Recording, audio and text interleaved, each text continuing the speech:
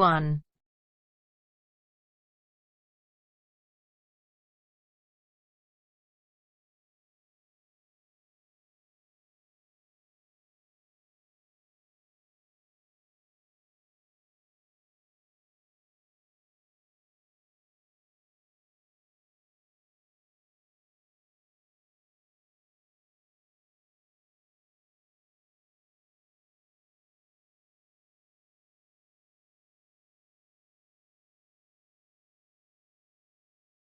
You will hear a number of different recordings, and you will have to answer questions on what you hear. There will be time for you to read the instructions and questions, and you will have a chance to check your work. All the recordings will be played once only. At the end of the test, you will be given 10 minutes to transfer your answers to an answer sheet.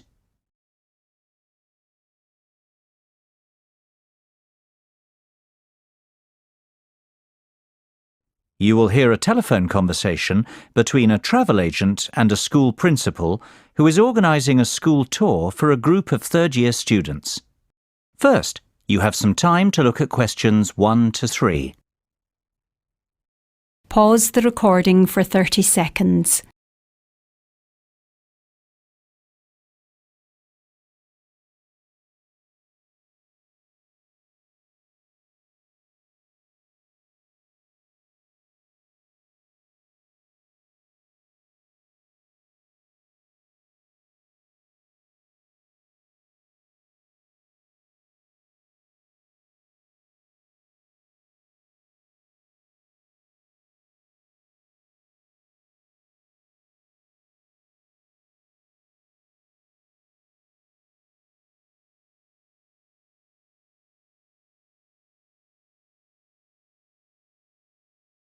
Now we shall begin.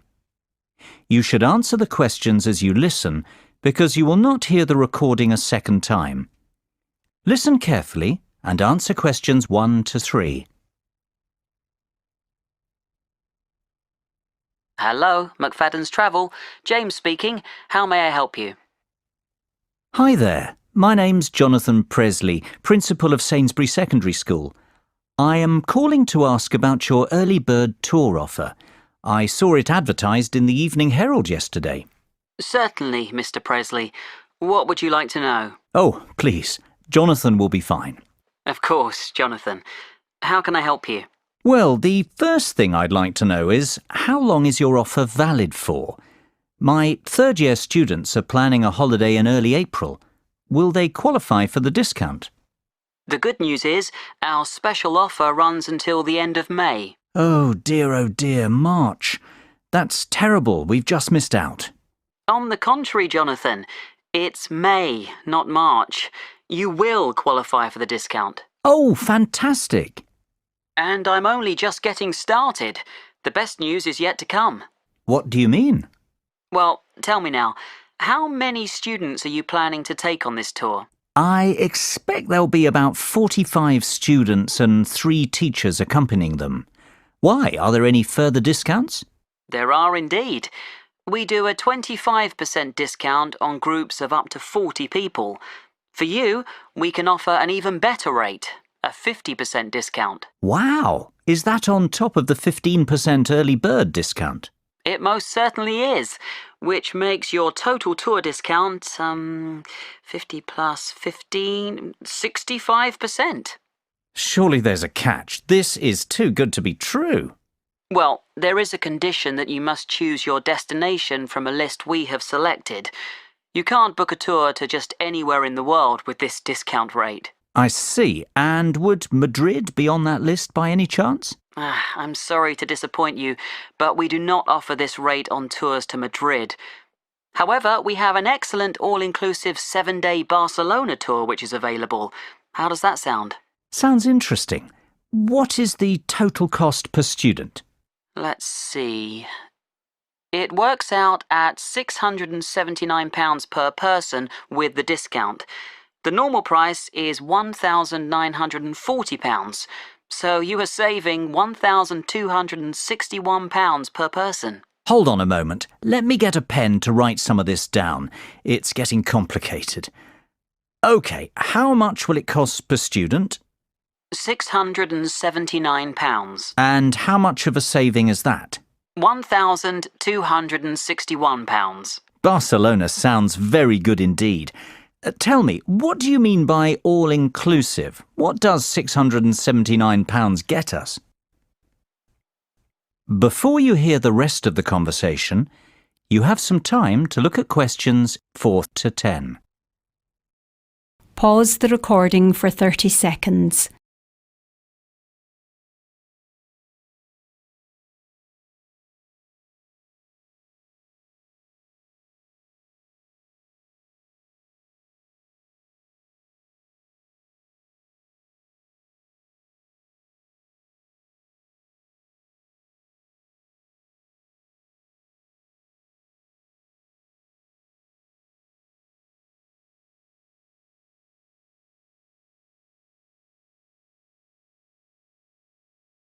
Now listen and answer questions 4 to 10. Well, that price covers flights, 3-star hotel accommodation and extras. James, I must say I'm very glad I called you this morning. This is a fantastic deal. It covers flights, accommodation and what else? Plus airport taxis, breakfast every morning, a city tour and theatre tickets. Great! And what about the teachers? The teachers can travel free of charge with the students. Well, I might just go on this tour myself. I've always fancied a trip to Barcelona. But for the children's sake, of course. Of course. Now, let's get to work on the booking. Exactly when were you planning to leave? The 7th of April, if possible. Yes, that's available. And can you confirm the exact number of students, please? It's either 44 or 45. Let me see. Yes, 45. Exactly 45 students. No, sorry, in fact that's 46. I forgot about Jenny McCarthy. She sent her application in late, so it's not in the same pile as the rest. So that's the 7th of April and 46 students, correct? Yes, perfect. And 3 teachers. Is there a morning flight?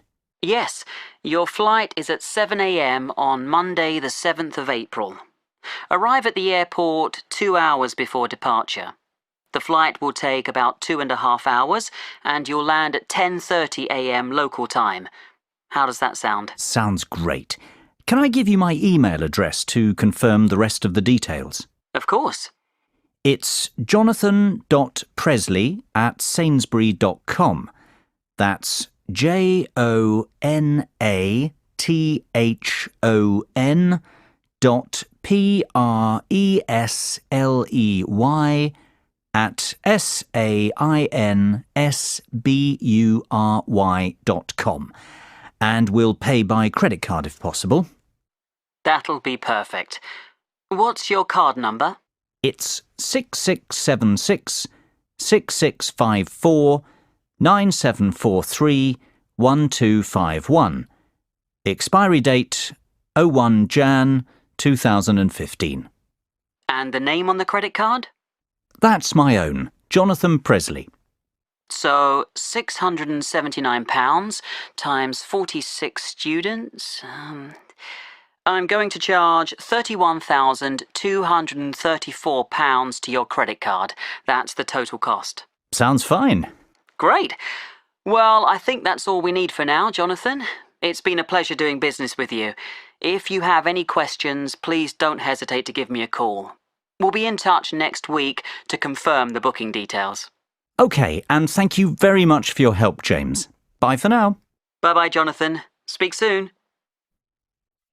That is the end of part 1. You now have half a minute to check your answers.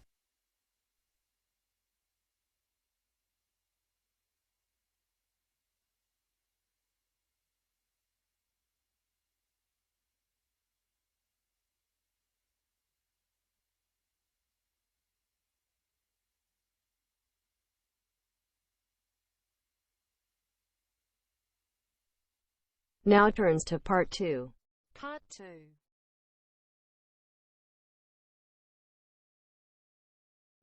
You will hear an extract from a talk about the history of motor racing. First, you will have time to look at questions 11 and 12. Pause the recording for 30 seconds.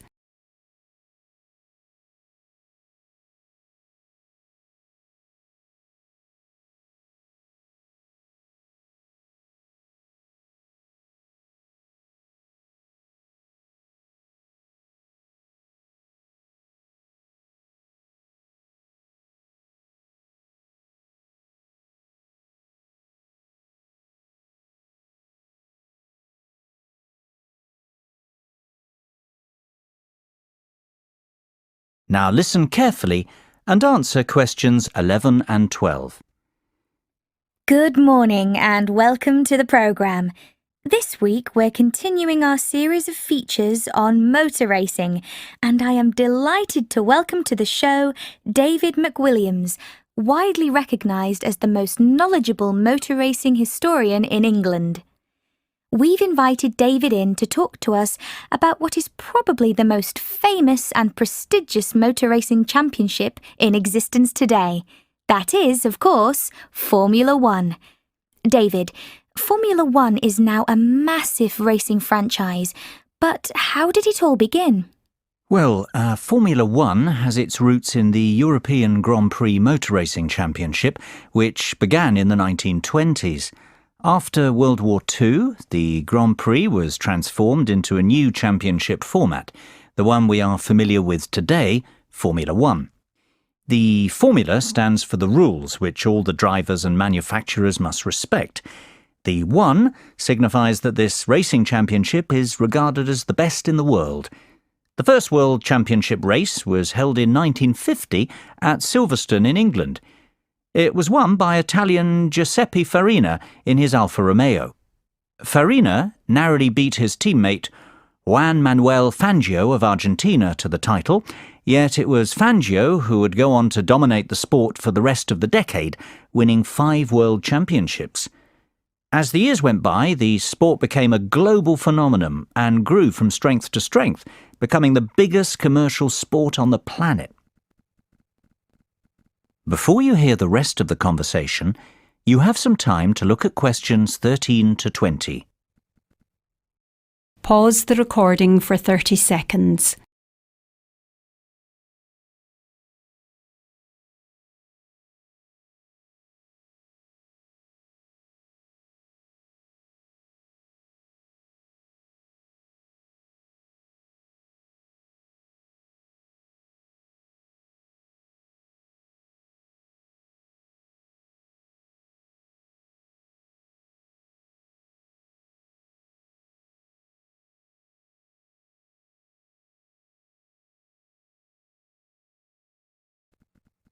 Now listen and answer questions 13 to 20.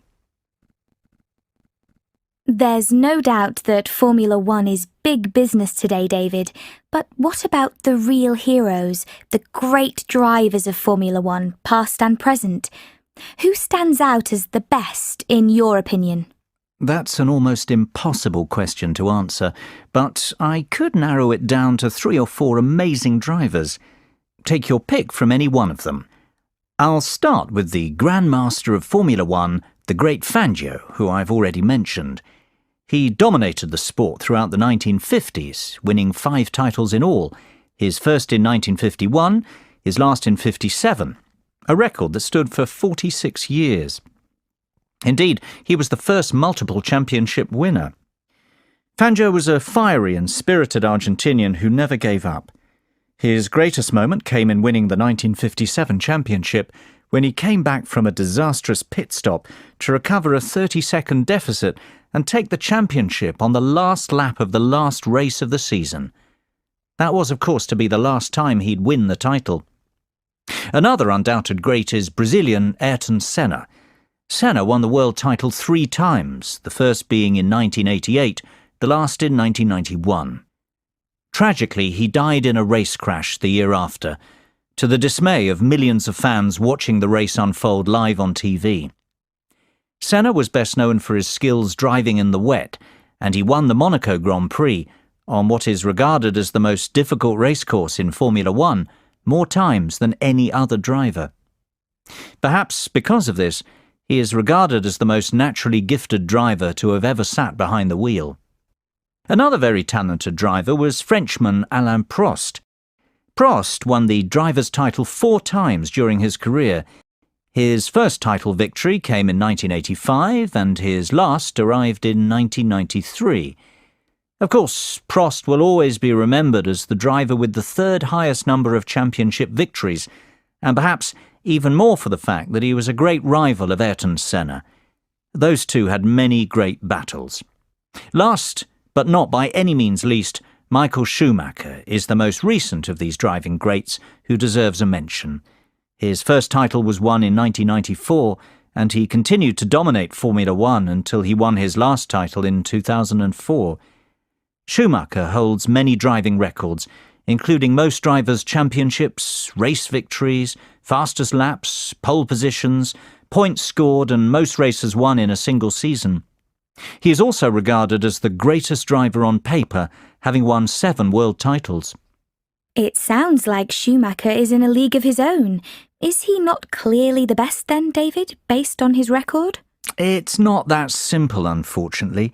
These drivers all raced in different eras with different cars and under different circumstances. I don't believe we can say one was the out-and-out best, but rather that each was the best of his time. That's praise enough. That is the end of part 2. You now have half a minute to check your answers.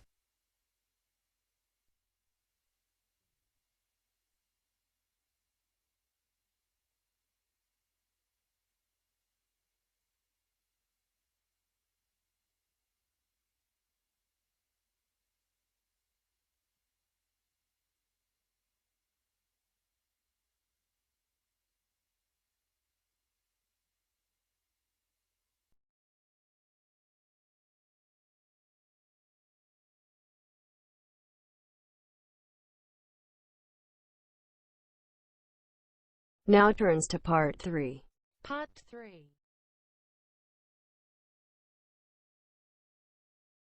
You will hear 4 business colleagues discussing a takeover proposal.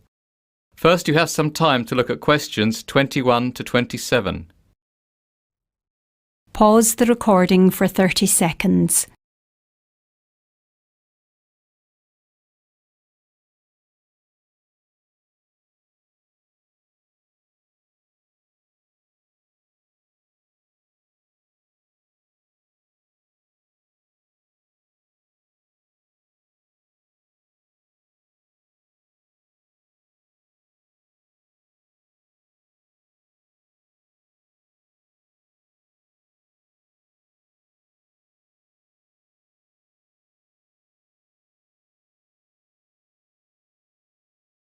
Now listen carefully and answer questions 21 to 27.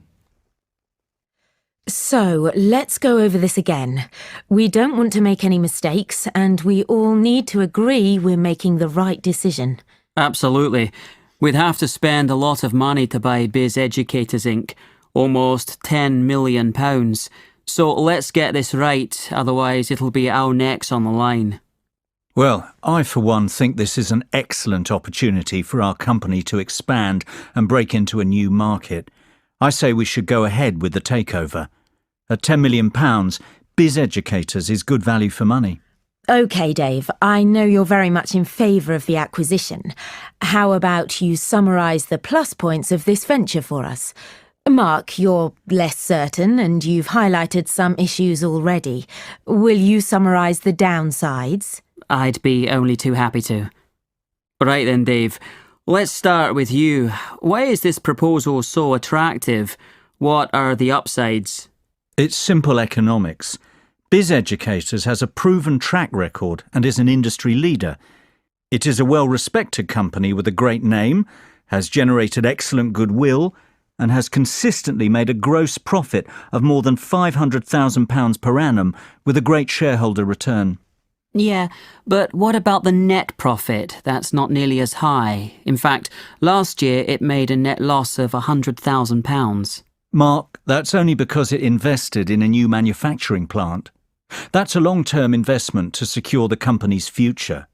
In fact, it's a good thing, not a bad thing. It shows that the company has a clear and ambitious strategy going forward. Besides, a £100,000 loss is very small in real terms. It's hardly worth being concerned about. That loss will be clawed back within 2 years if the projected profits for 2012 and 2013 materialise. The forecast is for a net profit of £500,000 in 2012 and £1 million in 2013. The figures speak for themselves. This is a sound investment. I have to agree with Dave. Why are you so sceptical, Mark? I see where Dave is coming from, but we're overlooking some vital facts. First of all, this company wants to remain an independent entity. Hostile takeover bids are fraught with danger. We know from experience. Remember Davidsville Inc.? We spent a fortune researching that company and creating a workable business plan, only for the merger to fall through. Mark's right. It is always difficult to buy a company that doesn't want to be sold. Davidsville was a disaster. Continue, Mark. That's not my only concern.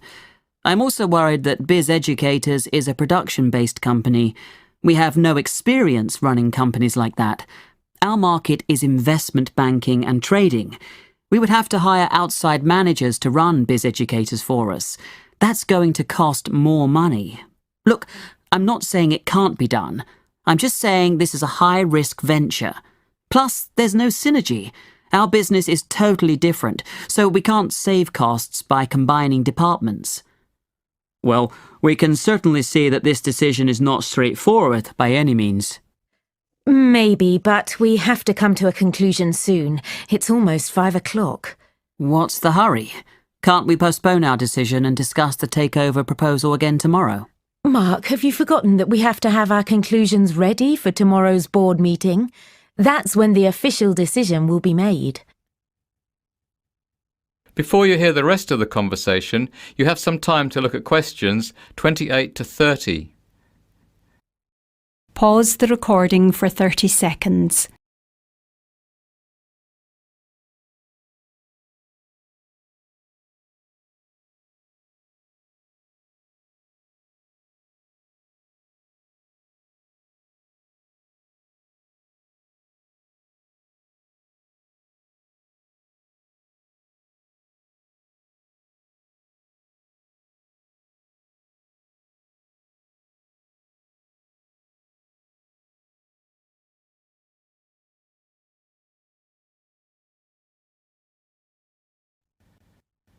Now listen and answer questions 28 to 30.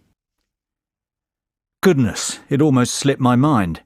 Well, we'd best move on. Mary, John, you were uncertain before. Now that you listened to the pros and cons of the proposal, what do you think? I think it's a great opportunity for our business. Biz Educators is definitely profitable, and it is a business on the up. It's growing and is a very attractive takeover proposition for that reason. No one doubts that it's a very successful business, but the question is, should we invest?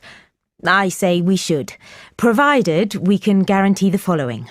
First of all, I would like assurances that the management of Biz Educators won't oppose us outright. That would make the bid too difficult. Secondly, I think we need to ask an independent mediator to broker the deal on our behalf. Last time we tried to negotiate our own takeover. It was a disaster, as Mark said. I agree, Mary. I'd also like us to carry out another audit of the company's books. In fairness, John, I don't think that's necessary. We've done a thorough audit already. It'll just cost more money. We must keep the deal secret until it goes through, though. If this gets leaked to the press, Biz Educators won't be happy. That will make the management even more hostile towards us. Good point, agreed. I don't think we need to be concerned about projected profit margins, goodwill or accounting issues. Biz Educators has kept very up-to-date account books. Great. Then we're all agreed. The takeover should go ahead provided we proceed cautiously.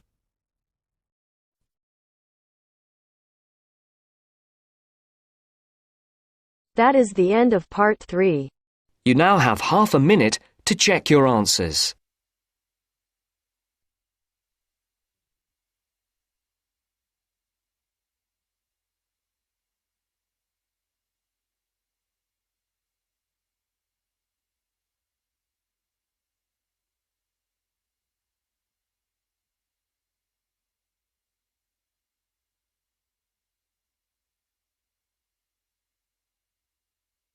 Now turns to Part 4.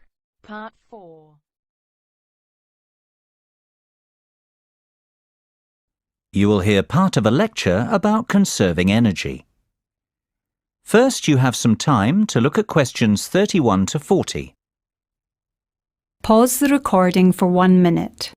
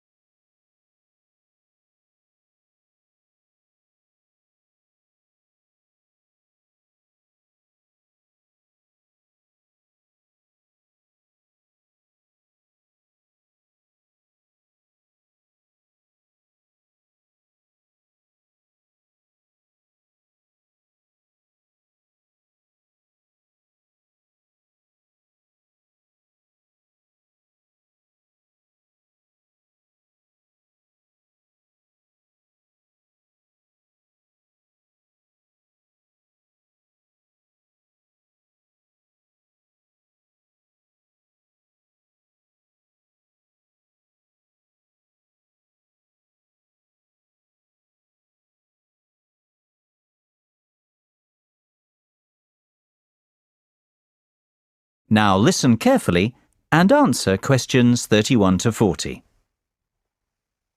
I'd like you to give a warm welcome to our guest speaker today, Dr. Sophia Martin from the Faculty of Science. Dr. Martin is an expert in energy conservation, and she's going to talk to us about ways we can conserve energy in the home. This is a very important subject, as the world we live in is facing dramatic and potentially destructive climate change as a result of our excessive wastefulness and aggressive exploitation of natural resources. Thank you for the kind words, Alice. You are quite right. We face an unprecedented climate crisis, and it is up to each and every one of us to do our bit to help stop global warming. Believe it or not, if we all took some simple steps, we could dramatically reduce our carbon footprint and help protect the environment. It is not a cliché. It is not silly nonsense talk. One person really can make a difference, and I hope that after my speech today, you will understand how.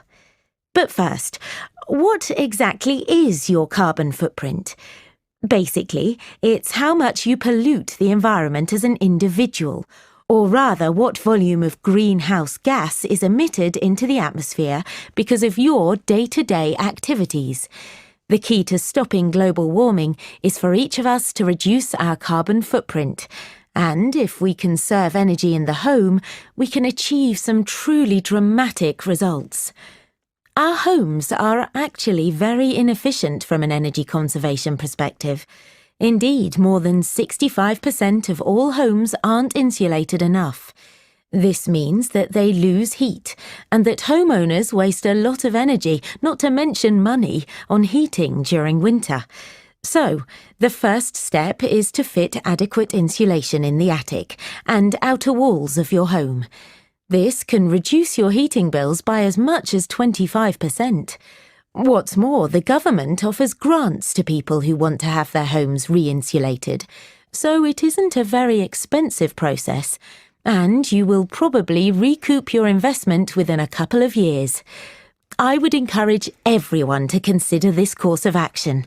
Both your wallet and the environment will thank you. Believe it or not, there are even simpler things we can do. For a start, never paint your interior walls in dark colours. Dark colours absorb heat. Therefore, you will waste more energy trying to keep your home warm. Always use light colours on interior walls. Did you know a dishwasher that is 50% full uses almost the same energy as one that is 90% full? The moral of the story is to wait until your dishwasher is packed before switching it on. It'll save you and the environment. The same is true of most household appliances, so try to use them only when necessary. Another startling fact is that replacing just one normal light bulb with an energy-efficient light bulb will save you £25 over the lifetime of the bulb. Now, just imagine the savings if you replaced all the bulbs in your house. Having large windows seems to be in fashion right now, yet it makes no sense whatsoever from an energy-saving perspective. Windows are one of the biggest causes of heat loss.